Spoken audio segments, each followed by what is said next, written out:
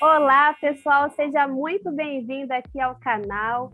Para você que está chegando agora, meu nome é Jéssica, eu sou estudante de enfermagem, estou com um projeto aqui no canal onde eu estou falando sobre cada fase do ciclo da vida, entrevistando diversos profissionais da área da saúde. E agora estou na fase da adolescência, a gente vai desbravar um pouco o mundo dos adolescentes para você que é adolescente, para você que é pai, mãe de adolescente, tirar todas as suas dúvidas em relação a essa fase. E hoje eu estou com uma profissional aqui da área da saúde, que é uma nutricionista, que vai falar um pouco sobre hábitos alimentares, aquilo que você precisa ficar de olho, quais são as principais mudanças que acontecem nessa fase. Então, eu gostaria que você se apresentasse, falasse um pouco sobre o seu trabalho. Se você quiser deixar os seus contatos também, fique à vontade. Obrigada. Boa noite a todos. Meu nome é Mirna Oliveira, eu sou nutricionista, sou de Fortaleza, do Ceará, mas estou morando em Portugal já há 12 anos e aqui tenho desenvolvido um trabalho de educação nutricional com crianças a partir dos 3 anos, nas escolas, e também atendo a clínica num projeto de nutrição social aqui numa junta de freguesia, como se fosse aí a nossa prefeitura, não é? E desenvolvi materiais, jogos educativos, tem um site onde vocês podem ir buscar mais informação, que é horadenutrir.pt, tá? E agradecer a Jéssica pelo convite. Estamos aqui atravessando o Atlântico nessa conversa. Literalmente. Exato. Eu vou deixar o link aqui do site dela aqui na descrição. Se vocês quiserem ter mais informações, vou deixar aqui embaixo para vocês, tá bom? Bom, então vamos lá. Mirna, eu gostaria então de te perguntar se tem alguma mudança no padrão alimentar da fase da infância para a adolescência, né? E quais são essas mudanças, caso exista? A mudança da fase da infância para a fase adulta, né, que teríamos ali a adolescência, as mudanças que acontecem não são só mudanças alimentares, né? Na verdade, é uma fase de transição muito grande, onde as crianças deixam de ser crianças e passam a ser adultos, não é? E segundo a OMS, essa fase de transição vai dos 10 aos 18 anos. Mas a mudança de comportamento, na verdade, ela pode acontecer em qualquer fase da vida. Em termos fisiológicos, as alterações que acontecem nessa fase, realmente, há uma necessidade energética maior. Ou seja, a gente vai notar que as crianças vão ter um maior apetite. Isso vai ser natural, não é? Mas o que vai condicionar se essa criança vai ter um desenvolvimento adequado, se vai continuar crescendo dentro de um peso saudável, vai depender muito do ambiente onde essa criança vai estar inserida. De forma mais específica, em termos energéticos, essa fase da adolescência, os meninos, por exemplo, podem chegar a ter uma necessidade energética de quase 3.000 calorias, não é? Então, se a gente for olhar, de acordo assim, em termos gerais, os dados, as estimativas energéticas, uma criança de 10 anos precisa mais ou menos de 1.900 calorias, e no pico da adolescência dos rapazes, ali por volta dos 14, 16 anos, eles podem chegar a necessidade de 3.000 calorias, né? Nas meninas, essa necessidade é menor, né? Sai também das 1.800 até as 2.500, 2.000, mas tende a se normalizar por aí, não é? Então, essa necessidade energética vai ser natural, só que temos que alimentar com alimentos saudáveis, não é? Eu já vou linkar, né, que já é a minha próxima pergunta, se a puberdade, então, ela traz um aumento do apetite do adolescente? Traz, porque é uma fase de crescimento, de amadurecimento, não é? e então ali uma tempestade de hormônios que estão ali fervilhando, e essas alterações levam realmente ao aumento do apetite. Mas isso é uma travada, né, o pico de crescimento, os tecidos, a criança está em crescimento, os tecidos precisam ser formados, né, os ossos estão em crescimento, e tudo isso aumenta a necessidade de nutrientes. Então, esse aumento do apetite é normal dessa fase. Ok. E deixa eu te perguntar, né? É comum que o adolescente ele mude também a sua forma de se alimentar por status, por causa dos amigos, e até que ponto, né, essa mudança no padrão alimentar dele pode ser saudável? É uma questão que teria os dois lados, não é? É normal que eles... vai depender muito da identidade desse adolescente. Se é uma pessoa de uma personalidade muito forte e se ele tem um hábito saudável em casa que possa influenciar os outros, isso vai ser bom, não é? Se o adolescente mudar de comportamento, mas mudar para um comportamento saudável, essa alteração é positiva. Mas, por outro lado, se existe uma carência emocional, existem problemas familiares, sociais, ele pode estar um pouco mais vulnerável para poder pertencer a um grupo, não é? Ou ser aceito pelos colegas, pode fazer com que ele, que em casa até teria uma alimentação saudável, mas o grupo onde ele quer se inserir não pratica essa alimentação. Isso pode ser um risco, porque aí ele vai mudar de um padrão saudável para um padrão de risco, não é? Essa mudança de comportamento, não é? Os adolescentes têm um interesse maior pelas comidas rápidas, né? Os fast foods, as comidas prontas, e essa rapidez é natural da idade, mas isso vem também com autonomia, não é? É uma fase que eles estão a ganhar autonomia. Então, acham que já são independentes, que podem ir comprar o que querem, alguns já recebem as mesadas, não é? O dinheirinho ali que os pais vão dando, e acham que o poder comprar o que quer é um sinal de independência, não é? Só que isso, se não for acompanhado, se essa independência não vier acompanhada de uma responsabilização e não tiver tido um trabalho anterior em casa de educação, né, em casa e na escola, se não houver uma educação nutricional, isso pode, como a gente diz aqui, dar pro torto, não é? Então, para que eles possam exercer essa independência, seria muito importante que eles soubessem fazer escolhas saudáveis, não é? Então, isso, se essa mudança de comportamento fosse influenciada para o lado positivo, para que se aceitasse no grupo, onde tem hábitos positivos, isso seria fantástico, não é? Seria uma coisa benéfica. Mas, infelizmente, isso vai depender muito do grupo onde ele quer se inserir, esse adolescente quer se inserir, vai depender da identidade dele, se ele está mais vulnerável ou não, o que ele procura nesse grupo, não é? E esses comportamentos os pais têm que realmente estar atentos a esses comportamentos dos adolescentes, dos filhos, não é? E quais são as principais barreiras, né? Apesar que você já adiantou um pouco aí pra gente, né? Ficou bem explicadinho. E quais são as principais barreiras que os adolescentes enfrentam para ter uma alimentação saudável? É mais a questão emocional mesmo?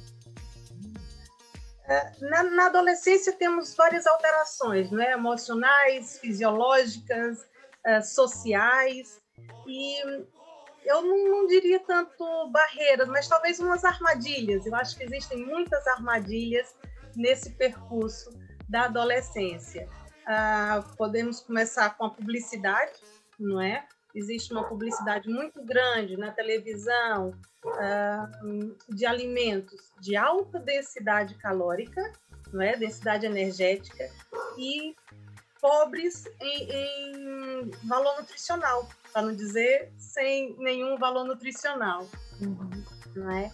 Então, essa publicidade massiva, porque a indústria alimentar sabe que essa é uma fase vulnerável, não é? Sabe como tocar as crianças também, os personagens, os alimentos dos super-heróis, e, na verdade, de nutrição tem muito pouco, né? De benéfico para a saúde tem muito pouco esses alimentos. Então, eu acho que a primeira barreira, na verdade, a primeira armadilha que teríamos aí seria a publicidade, né? A propaganda desses alimentos. Poderíamos incluir também a questão do excesso de informação. Eu acho que a gente passou do 8 para o 80, né? Antes não tínhamos informação nenhuma, e agora fala-se muito da alimentação. Todo mundo sabe alguma coisa de alimentação, mesmo sem saber, acha que sabe, não é? Então, e os adolescentes, como estão muito ligados às redes sociais, né, à internet, então têm acesso a muitas informações que não são de todo credíveis, não vêm de fontes confiáveis, não é? Então, junto com esse excesso de informação, que na verdade é uma desinformação, não é? Porque não vem de profissionais capacitados e qualificados para tal. Temos também os influencers, né? Que é uma outra barreira aí, uma dificuldade, que é a dieta daquele famoso, né? A cantora ou o jogador de futebol, ou pronto. Temos vários apresentadores e atrizes, não é? Cada um vai divulgando e fazendo uma propaganda, quando, na verdade, aquilo, às vezes, é só aparência, não é? Ele também não pratica aquilo, ele não consome aquilo, aquilo não é a vida deles, e eles estão ali a divulgar um conceito, uma aparência que, na verdade, não é a realidade, não é? Então, assim, eu acho que os adolescentes, a questão da... A dificuldade ou a maior barreira realmente que os adolescentes possam ter para manter uma alimentação saudável, para seguir uma alimentação saudável, eu acho que são mais esses fatores externos, não é? Todo esse ambiente que se vive, não é? De imediatismo, temos que ter uma comida pronta agora, e das coisas muito efêmeras. Acontece agora, pronto, já passou, já não quero mais isso, já vou em busca de outra coisa. E o excesso de trabalho dos pais, que não facilita, né, não colabora para que haja uma educação e um exemplo, né? Então, infelizmente, a alimentação dos adolescentes está muito, digamos assim, solta na mão deles, né, como eles gostam. E quais são os principais predisponentes da obesidade na adolescência? Não só na adolescência, mas eu diria que em todas as fases da vida, não é? A obesidade é uma doença multifatorial, mas que tem na sua base uma conta muito simples, não é? A obesidade é você comer mais e gastar menos. Então, nessa fase da adolescência, o que a gente nota é que as crianças, na infância, as crianças são muito mais ativas, correm mais, brincam mais, né, participam, têm uma vida ativa maior. E conforme eles vão entrando na adolescência, já não querem brincar de correr, os interesses já mudam. Então, agora as redes sociais, o sedentarismo, os jogos de computador. Então, o maior fator de predisposição para a obesidade na adolescência é mesmo o sedentarismo e a falta de atividade física. Não é? Isso está demonstrado em vários estudos, que as crianças na adolescência diminuem a prática de atividade física. Isso tem a ver também, as meninas também reduzem mais do que os meninos, pelas questões, né, da menstruação que vai chegar, todas essas alterações, a mudança do corpo, que mexe muito mais com as meninas nessa fase do que com os rapazes, né?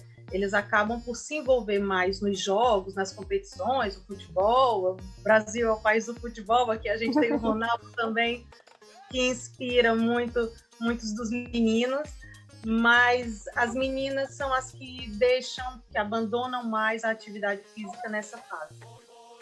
E isso realmente é um fator de muito peso para conduzir à obesidade. Entendi. Duro que é verdade, né? A menina realmente, ela se perde um pouco mais. E aqui tem mais dificuldade para emagrecer depois, eu acho, né? Eu leigo aqui. Falando sobre menina, a adolescência também é um marco para a menina por causa da questão da maturação dos órgãos sexuais e também a chegada ali, a descida da primeira menstruação, né? Junto com isso podem vir, não para todas, mas sintomas de TPM, cólica, essas coisas. Eu gostaria de saber se tem alguns alimentos que podem aliviar esses sintomas para as meninas. Sim, existe alguma coisa na literatura, mas eu gostaria de reforçar que isso é tudo muito individual, porque cada menina vai sentir de uma forma diferente, não é? Esses sintomas podem ser mais fortes em umas meninas e acabar por passar despercebido em outras. Os sintomas característicos dessa fase da TPM, não é? Como a gente chama, é o desconforto, a irritabilidade. Algumas ficam mais depressivas, mais tristes, se sentem mais cansadas, aí também é um fator que leva à redução da atividade física, né? A dor de cabeça, a enxaqueca é um sintoma mais comum, e aí o que a gente recorre mais é o chocolate. Né? Sim. Pronto. O chocolate é um dos alimentos que são mais procurados nessa fase para amenizar. Tem um porquê, porque acaba por estimular, aumentar a serotonina, que a gente precisa, né? O hormônio ali da felicidade. Então, existem alimentos que são reconhecidos como que agravam esses sintomas, que são os alimentos mais irritantes, no caso, a cafeína, o sal, porque ajuda a retenção de líquidos, não é? A carne vermelha, alimentos muito gordurosos nessa fase podem piorar esses sintomas de desconforto, de irritabilidade. E depois, por outro lado, os alimentos que ajudam seriam alimentos ricos em cálcio, vitamina D, como os laticínios, né, o leite, o queijo, as carnes brancas, o frango, tem muito triptofano, que é um aminoácido precursor da serotonina. Legal. Isso é interessante. Alimentos com vitamina B6, o fígado, por exemplo, as vísceras, não é? A banana, o salmão, são alimentos que poderiam ser priorizados nessa fase. Mas volto a dizer que isso tem que ver muito com a sensibilidade de cada uma, né? Pode funcionar para uma e não funcionar para outra. A alimentação é algo muito individualizado realmente, não é? O plano alimentar, o hábito alimentar de cada um é diferente, podem ser semelhantes em algumas coisas, mas nunca a dieta do amigo, do vizinho vai funcionar para si da mesma forma, não é? Verdade. Então, essas questões da alimentação têm muito a ver com os recursos que cada um tem, os alimentos que estão disponíveis, o próprio estado nutricional de cada um. É o que vai determinar se aquele alimento é melhor ou pior para aquela pessoa, se aquele alimento vai fazer bem ou mal, né? Não é o alimento em si que é bom, é se o meu corpo está precisando daquele alimento ou não. E em que quantidade o meu corpo está a precisar. Uns precisam mais, outros precisam menos, não é? Então, para ajudar a aliviar esses sintomas da TPM, esses alimentos podem ser um recurso, Mas também é importante o fracionamento das refeições, tentar manter 4 a 6 refeições por dia, aumentar a ingestão de líquidos. Às vezes as pessoas, eu retenho muito líquido, então eu não vou beber água, que é para não aumentar ainda mais. Essa ideia é errada. Temos que fazer exatamente o contrário, né? Temos que beber mais água para que o nosso corpo possa eliminar o excesso que tem. Legal. Porque, na verdade, essa retenção de líquidos é porque o seu corpo, pronto, está desidratado de certa forma, então o líquido sai dos seus vasos e acaba por se acumular ali nas células, né? E as pessoas acabam por fazer essa retenção de líquidos. Na verdade, é um desequilíbrio de sais minerais, de eletrólitos, que o corpo está dando como resposta à retenção. Informações riquíssimas e importantes aqui. Muita coisa eu não sabia. Essa da retenção de líquido foi muito boa. Vamos falar agora um pouco sobre transtornos alimentares, né? Na conversa com os adolescentes, eu perguntei para eles se eles sabem o que é alguns dos transtornos. Também já vou juntar, que seria a próxima pergunta. Perguntei também para eles sobre bulimia e anorexia. Então, eu queria te perguntar o que são transtornos alimentares e também já linkar qual a diferença entre a bulimia e a anorexia. De uma forma muito simples, o transtorno alimentar na alimentação e que acaba por levar à perda de peso. E esse transtorno alimentar tanto pode ser para o excesso como para a carência. A própria obesidade é um transtorno alimentar, né? É o consumo excessivo de alimentos. Mas o que a gente considera, o que as pessoas identificam mais como transtorno alimentar é a anorexia e a bulimia. E esse diagnóstico e essa distinção nem sempre é muito clara, porque muitas vezes os adolescentes começam com a anorexia, que na verdade a anorexia é uma restrição de alguns grupos alimentares, principalmente costuma começar com os hidratos de carbono, né? Com as massas, o arroz, o pão, mas pode chegar a casos muito graves que os adolescentes acham que até a água engorda. Né? E no caso da anorexia, a característica maior é essa, é a exclusão, a restrição alimentar muito grande. E depois vem a fraqueza, acabam por tentar fugir dos momentos de convívio das refeições e criam uma rotina quase que própria e secreta, né? Comem muito pouquinho, porque acham que a diferença básica, mais características em relação à bulimia, é que a bulimia, os adolescentes têm uma compulsão, na verdade as pessoas, de uma certa forma, que têm bulimia, elas têm um ataque voraz, comem muito, em curto espaço de tempo, e depois vem a culpa, então vem a purgação, que é o quê? É provocar o vômito. Então, a maior diferença entre a bulimia e a anorexia é essa culpa, né? E esse como se fosse um castigo. Eu comi muito, mas eu não quero engordar, então eu vou provocar o vômito. Só que isso tem repercussões gravíssimas para o nosso corpo, né? Para o nosso organismo. Há adolescentes que chegam a ficar com calos nas mãos de tanto provocar o vômito, porque o suco acaba por irritar, tá? Então essa é a característica que distingue mais facilmente. Mas o que acontece é que alguns adolescentes acabam por começar com a anorexia e depois passam para a bulimia, ou o contrário, ou algumas vezes acabam por ter os dois comportamentos em momentos distintos, não é?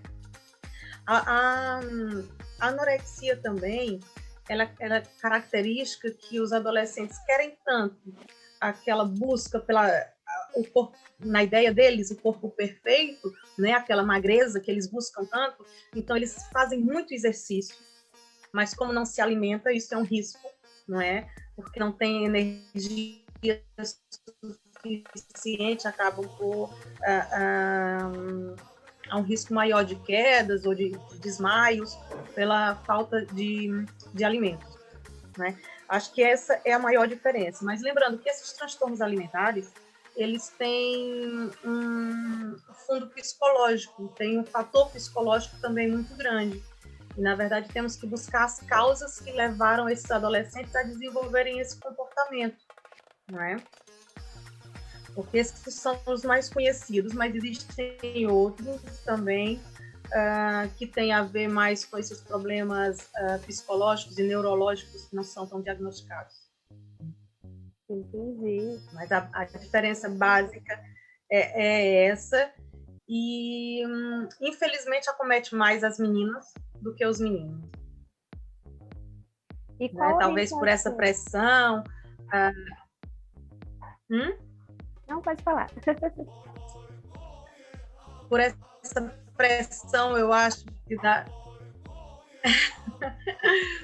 a pressão que se vive da imagem, né? As meninas acabam por sofrer mais com isso, e talvez sejam os fatores que levam ao desenvolvimento, a que haja uma incidência maior nas meninas.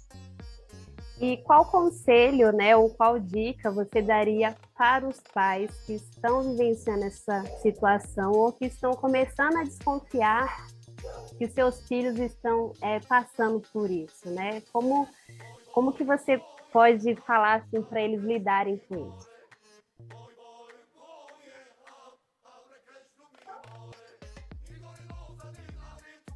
É assim, há um tabu, às vezes os pais, as famílias têm vergonha de reconhecer que o filho está passando por uma situação dessa, ou de reconhecer que tem um caso desse na família, mas que o conselho é não fechar os olhos, não é? Ao primeiro sinal, ao primeiro indícios de que o filho não está querendo participar das refeições, ou que está com meio escondido, ou que passa muito tempo na casa de banho, ou no banheiro, digamos assim, é um sinal de alerta, e é procurar ajuda. As famílias não precisam passar por isso sozinhas. Os adolescentes precisam de ajuda, mas também não é de reconhecer que tem realmente esse transtorno, até porque eles próprios não reconhecem que tenham alguma doença, não é? Eles acham que aquilo é um hábito, é um comportamento que eles criaram e que é normal. Eles não conseguem reconhecer isso porque tem os fatores psicológicos aí juntos, não é? Associados a esse transtorno alimentar. O tratamento, nesses casos, precisa realmente de um acompanhamento multidisciplinar, muitas vezes psiquiatras, psicólogos, nutricionistas, endocrinologistas, um médico geral, e são casos muito graves, pode chegar a casos muito graves de internamento, e é uma luta constante. É uma luta constante, porque pode haver recaídas no meio desse percurso, e as famílias têm mesmo que pedir ajuda.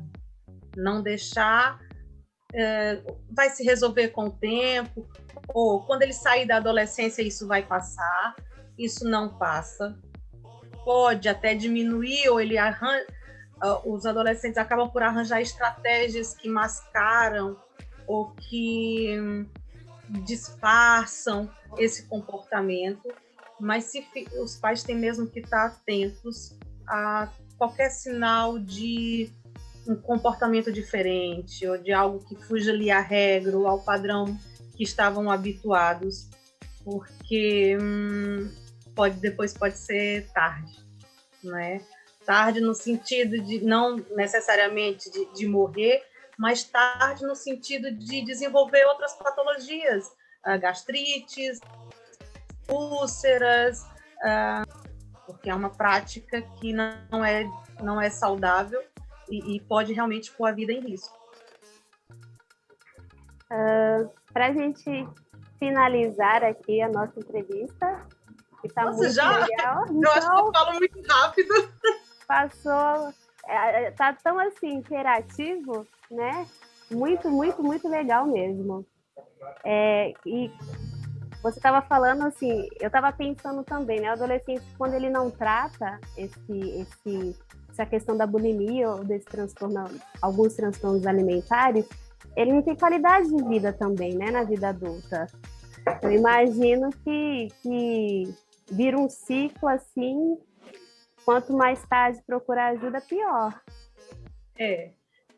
Porque, assim, infelizmente, a alimentação, os pais, quando os bebês nascem, os pais têm mais cuidado, não é? Então, tem a questão da alimentação e vão ao pediatra, não é? Eles costumam ir sempre ao pediatra, que vai dando aquelas informações nos primeiros anos de vida. Quando a criança se torna um pouco mais autônoma, os pais acham que, pronto, já segue a rotina familiar e não vai ter problema. Só que nem sempre a rotina familiar é a mais saudável e esquece que tem a escola e as influências externas, não é? Que muitas vezes tem mais força do que o que os pais praticam ou aconselham.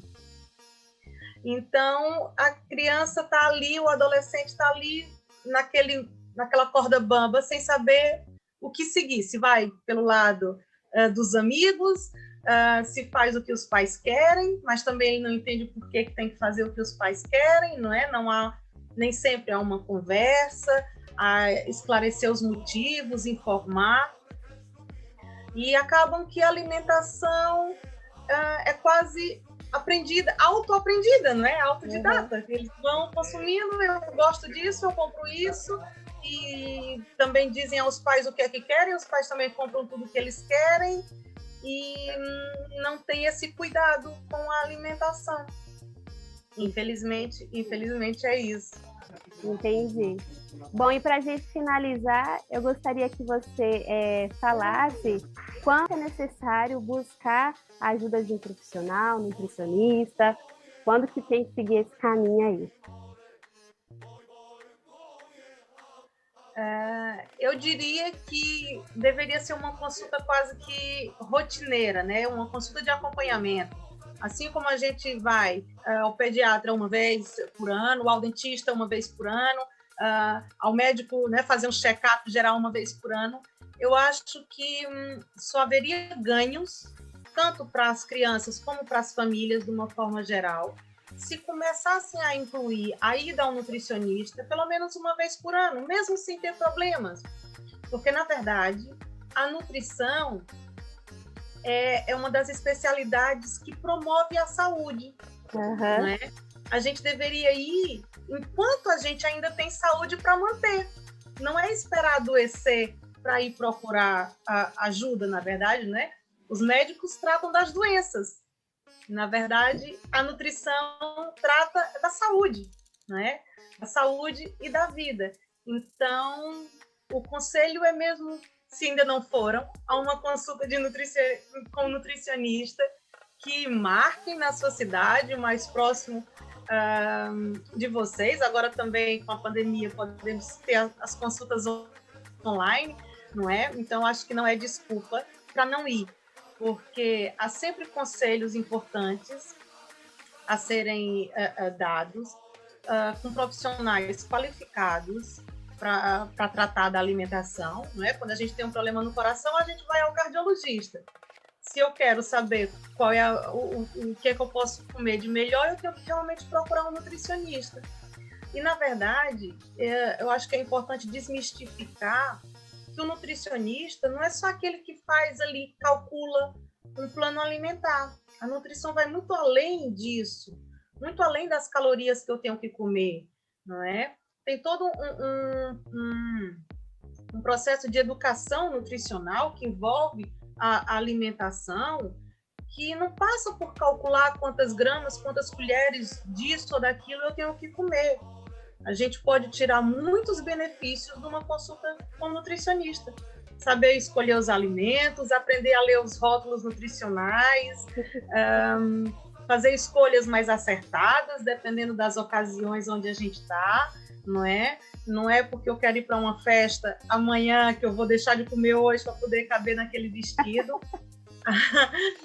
A saúde não vem pronta. A saúde é um processo que é construído todos os dias, não é? Então, eu acho que a adolescência é uma fase crucial da vida, é uma transição da criança para a fase adulta, que exige do adolescente e da família muita atenção, muito cuidado, porque é um momento de muitas transformações, não é? Do amadurecimento fisiológico e emocional também. E eu acho que só teria a ganhar. Aí é uma consulta com um nutricionista para garantir que esse corpo cresce e se desenvolve com tudo o que precisa, sem carências nutricionais, e que o crescimento é adequado para a idade, não é? Então, eu acho que se quer cuidar da saúde, tem mesmo que ir ao nutricionista. O duro que é verdade, porque que nem a próxima fase que eu vou abordar vai ser a vida adulta, e a maioria das doenças, o médico sempre indica uma adequação ali na questão alimentar, né? Seja doença cardíaca, respiratória, tudo sempre envolve a questão de mudar os hábitos alimentares para você melhorar essa condição de saúde. É porque, na verdade, a alimentação, o hábito alimentar é construído na infância, não é? As escolhas do que eu aprender, os alimentos que eu conheço, fazem parte da minha infância. Dificilmente um adulto, depois ele passa a comer, mais pela consciência, não é? Uhum. Quando, na verdade, a fase da infância e adolescência é uma fase propícia para experimentar tudo. E é onde se constrói todos os hábitos, não é? O hábito é aquele comportamento que é repetido várias vezes e que as pessoas já fazem automaticamente, não é? A gente acorda, sabe que tem que escovar os dentes, não é? Isso é um hábito que a gente cria. E, na verdade, a alimentação é um dos hábitos saudáveis, os hábitos de estilo de vida saudável, não é? As horas de sono fazem parte dos estilos de vida saudável, o exercício físico, os consumos, não é? Tanto do cigarro como do álcool, as drogas, e já entra também a internet, né? Os tempos que ficam à frente das telas, isso também já é considerado realmente um vício. Os estudos já falam nisso. Então, os estilos de vida saudáveis começam na infância e são ensinados e promovidos pelos pais, não é? Que tem também esse compromisso de dar o exemplo, não é? O exemplo, infelizmente, vem de casa. É isso mesmo. Muitos pais querem transferir essa responsabilidade para as escolas, mas, na verdade, a escola é um complemento, não é? É bem isso. Realmente, se na fase da adolescência, até na fase adulta, né? Uma coisa que eu mesmo estou refletindo. Uma vez por ano passar com nutricionista, nossa, muitos problemas seriam prevenidos, né? E hoje em dia, se não der para você passar, pelo menos acompanhar nas redes sociais profissionais dessa área, você já está meio que adquirindo informações ali, né? Sim, procurar informações credíveis, né? Profissionais Sim. que estejam ali. E fundamentalismos à parte, né? Você pode procurar aquele profissional que defenda uma alimentação mais de um lado, né? Mais vegetariana, mais low carb, mas vai ter de tudo isso. E por um lado é bom que você também pode procurar aquele que você mais se identifica, não é? Mas ter o cuidado com esses fundamentalismos também, porque ele segue aquilo ali, mas com certeza ele tem conhecimento para estar fazendo aquilo. E para seguir qualquer uma dessas dietas, digamos assim, da moda, precisa de um acompanhamento. Mesmo que você queira enveredar por esse lado, vale a pena ir ao nutricionista e procurar aconselhamento, né? Para fazer uma alteração dessa na sua alimentação, para que não haja depois deficiências nutricionais, carências nutricionais que vão comprometer também a saúde, né? Então, apostar na prevenção é mesmo isso, é cuidar da saúde enquanto a gente ainda tem, não é? Sim. Bom, gente, então a gente finaliza por aqui o nosso bate-papo. Eu gostei muito, aprendi muita coisa. Cada entrevista é uma descoberta diferente. É muito verdade. Obrigada pela sua simpatia, por compartilhar o seu conhecimento aqui conosco. Quero agradecer de todo o coração e espero que vocês também comentem aqui, deixem nos comentários o que foi que vocês aprenderam de diferente. Se vocês tiverem alguma dúvida, também deixa aqui nos comentários. Conta pra gente como é que é, quais são as dificuldades que vocês têm aí com os seus adolescentes, se tem essa percepção que os seus filhos ou filhas estão passando por algum transtorno. Deixe as dúvidas aqui no comentário. Muito obrigada, Mirna, mais uma vez, por ter aceitado o convite. Foi muito, muito bom. Obrigada, boa noite a todos.